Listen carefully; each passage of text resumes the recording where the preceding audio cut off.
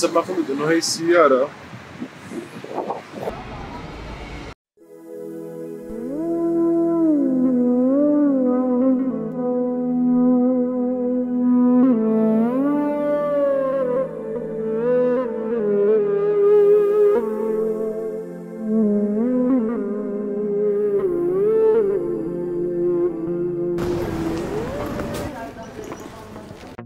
تركيا دولة 83 مليون نسمة. مدينة اسطنبول بس فيها 15 مليون نسمة. تركيا من 3 شهور بس كان فيها حظر تجوال بالنسبة للسكان. فيروس كورونا يتفشى في تركيا، حيث يمنع الدخول على المواطنين الأتراك، لكن يستثنى من ذلك السياح. أكثر مدينة نسبة إصابات فيها بالكورونا 40% من سكان تركيا، بس اليوم قدرت تتخلص من هالمحنة.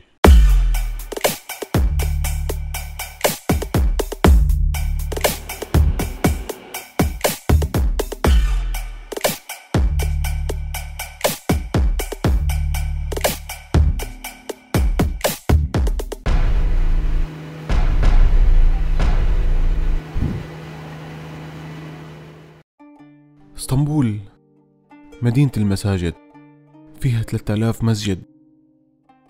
خلينا نحكي شوي عن أهم المساجد اللي فيها. جامع آيا صوفيا، جامع السلطان أحمد، جامع سليمانية. شو قصة آيا صوفيا؟ ليش معظم المسيحيين والمسلمين بيزوروها؟ جامع آيا صوفيا أو كنيسة الحكمة الإلهية تأسست آيا صوفيا بعام 537 ميلادي، تم فتح القسطنطينية بعام 1453 ميلادي. أسوار آيا صوفيا أو القسطنطينية متينة جدا، لدرجة أنه ما قدر حدا يفتح القسطنطينية. وغير هيك فتح القسطنطينية كلف كتير أرواح من الجنود من الطرفين، بس بالأخير انهارت القسطنطينية ومحمد الفاتح ربح الحرب. وبهالشي خلى محمد الفاتح يحول الكنيسة لجامع.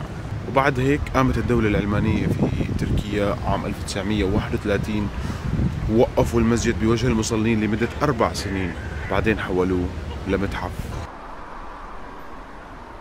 من كافة أنحاء العالم كانت تيجي الناس وتزور آيا صوفيا والأضرحة الموجودة فيها.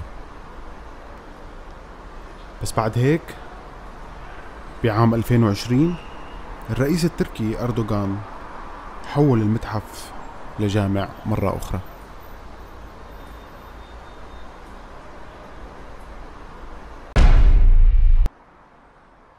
وبعد ما صارت آيا صوفيا جامع، صاروا يتسابقوا السلاطين على بناء الجوامع ويسموها على أسمائهم، لحد ما أجى السلطان القانوني وأمر ببناء جامع سليمانية. وهي وصلتنا على مسجد سليمانية. طبعا وكل معمار سنان ببنائه. طبعا المعمار سنان كان مشهور كتير على أيامهم، وكان كبير المهندسين باسطنبول.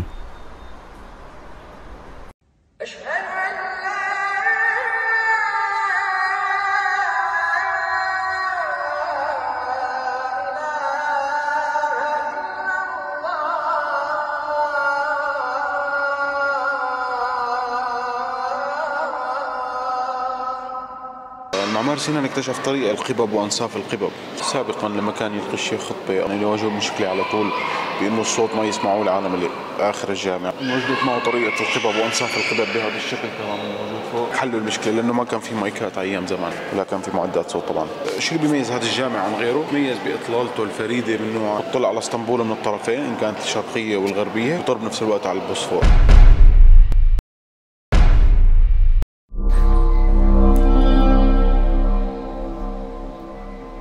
حسب ما فهمت انه هي السيارة دعسوها بالدبابات او دهسوها بالدبابة بمحاولة الانقلاب اللي صارت باسطنبول ب 15 تموز.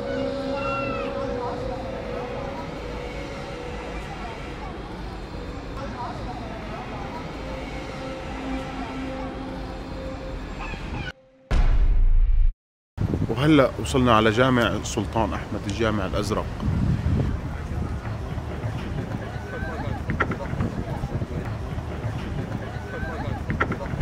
تأسس الجامع على يد المهندس صدفكار آغا. تم تأسيسه بعام 1609 ميلادي، واشتهر المسجد ب6 مآذن. هذا الشيء زاد اللوم على السلطان أحمد لأنه شبه المسجد الأزرق بالمسجد الحرام في السعودية، لكن تغلب على هي المشكلة ببناء مأذنة سابعة في المسجد الحرام.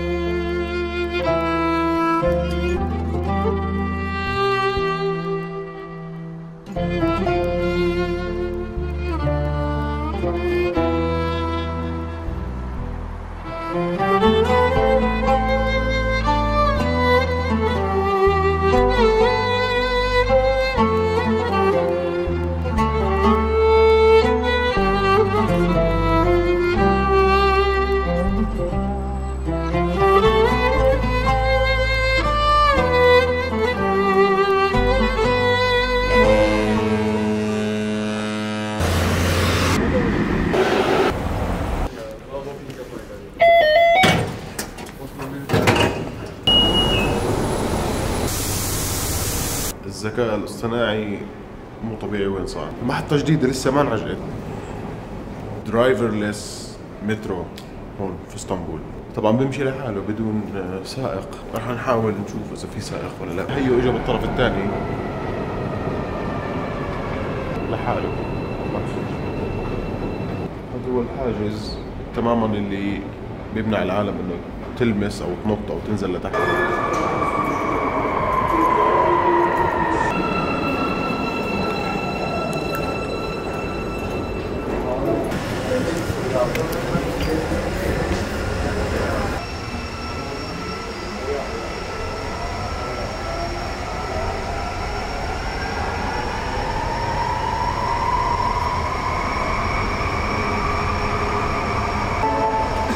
Sayın yolcularımız, istasyon ve araçlarda ağız ve burun kapalı olacak şekilde maske kullanımı zorunlu. Eminönü Tramline.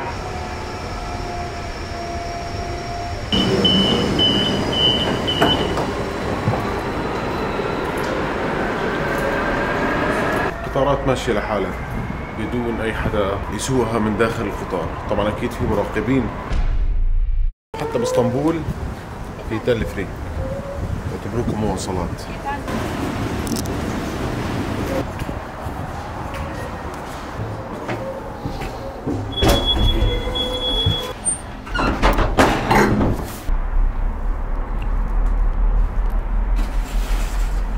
كيف عاملينها فوق المقابر؟